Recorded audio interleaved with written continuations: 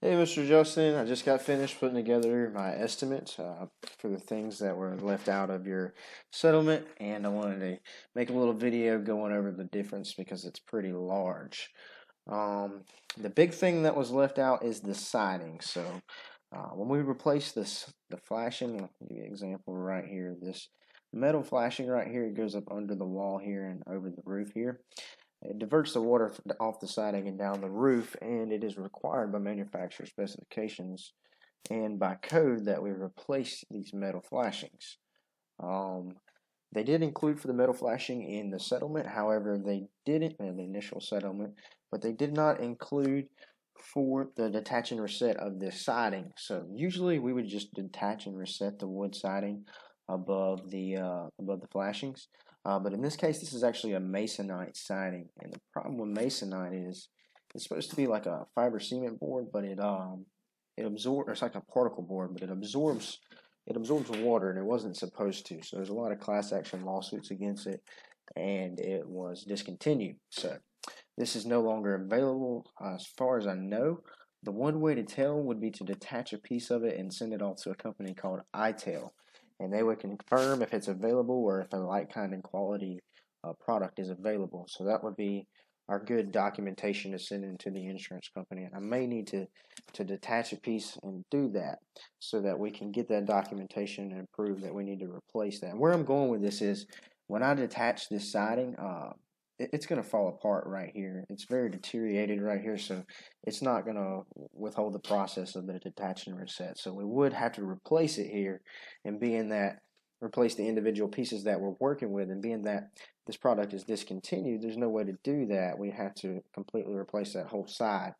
Now, another problem starts here is Alabama's not a matching state, so there's nothing to really help us get the next side if if there's not any reason for us to be working over there. However, there is flashing on three sides of your house, so I do believe I'll be able to get the insurance company to cover the replacement of three sides of the flash of the siding. No problem.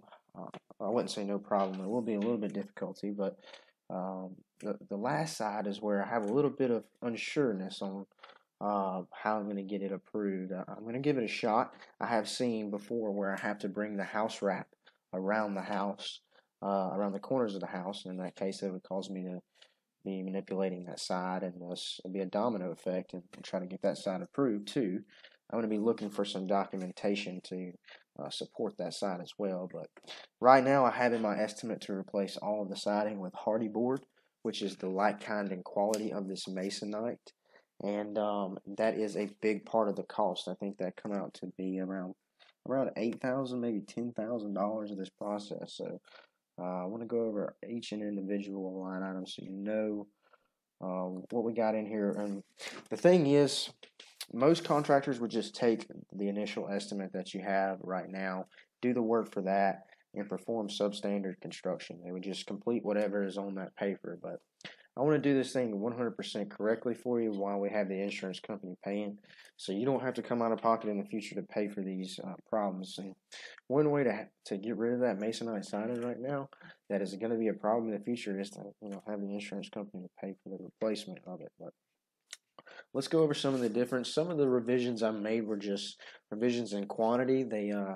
Their measurements were off by a couple of squares, 2 squares, I think, in this case. So that did increase the numbers in some places, as well as they didn't include the appropriate amount of waste.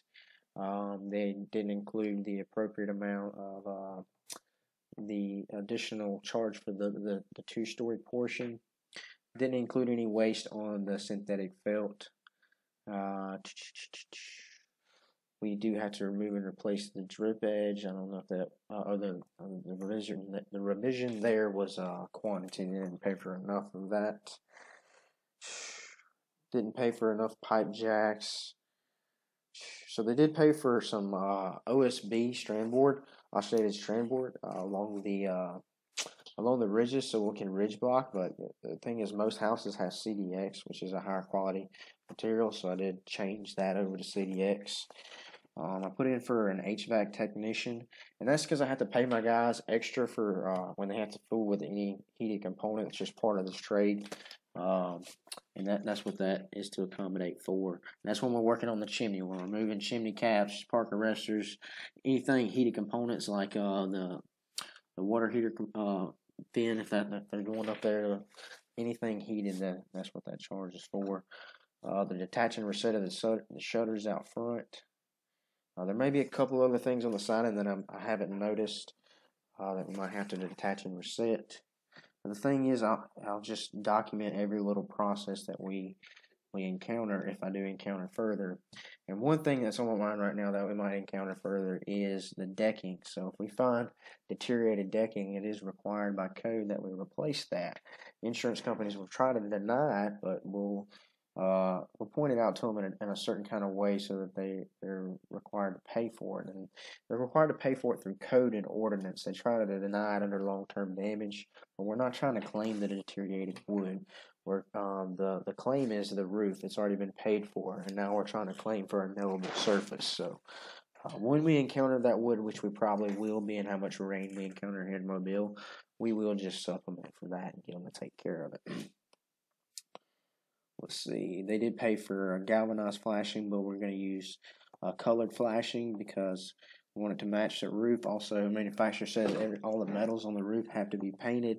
May or may not win this little small battle right here. But if they only pay for galvanized, that'll be okay. I'm still going to give you the painted flashing. So I do have your best interest in mind at all times. There's some things that I go above and beyond on that I can't get them to pay for, but I'm going to give you the best product no matter what.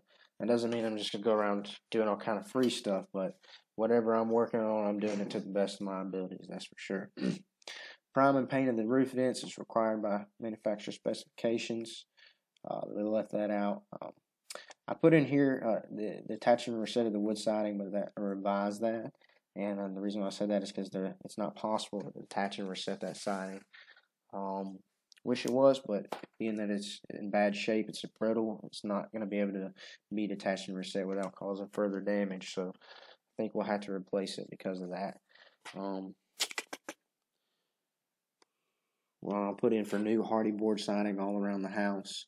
Yeah, so that's $10,000 of the project right there is the hardy board siding. So, but this is a weather, insect, rot resistant product, so you won't have to worry about this when we go back, and it looks really good too. So, hit them up for the taxes, insurance, and permit. So that's for like the permit of the job costs $65. Painting of all the siding. So you get a fresh color. If you want to go with a different color, you most certainly could as well. On the inside, I did pretty good for paying for things. One thing I changed up, I made sure they paid for cardboard instead of plastic on the ground. Made sure they paid for a job site container to put things in while we're doing the work, to keep all the furniture in and whatnot. Be used for like the shutters, anything like that. That's pretty much it as far as the difference in the estimate. The insurance company, when they see my estimate, they're probably going to cry their eyes out a little bit. And they'll be like, oh, we don't want to pay this. But, you know, we will give them rebuttals through documentation. I'm going to first off send this estimate off to them with all the documentation to support every little thing. And if they have an issue with anything that we're requesting, then we'll send them further documentation to support it. Everything that we're asking for is legit. The only thing they really might have a problem with is that siding. And they might try to say, well, we need you to actually try to detach and reset it first before we'll talk about replacing it. We need to see that it's going to be too brittle to be able to be detached and reset. And in that case, I'm thinking our best solution would be to have our siding crew and flashing crew come out there and replace the flashing first to do the detachment or to attempt the detach and reset of the siding. And if it fails, to document it. And then at that point, we'll still have a water shedding system, so we can negotiate with the insurance company, get them to pay for all the siding, and then knock it all out once everything is approved. So I think we're heading in the right direction. Let me know what you think, Mr. Justin, and I'll send this over.